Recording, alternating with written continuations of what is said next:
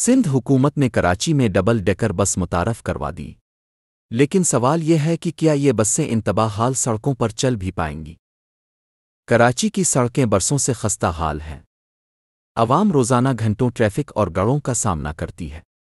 گاڑیاں خراب، وقت ضائع اور حکومت خاموش۔ ڈبل ڈیکر بس یقیناً اچھی کوشش ہے، لیکن اصل مسئلہ بنیادی انفراسٹرکچر ہے۔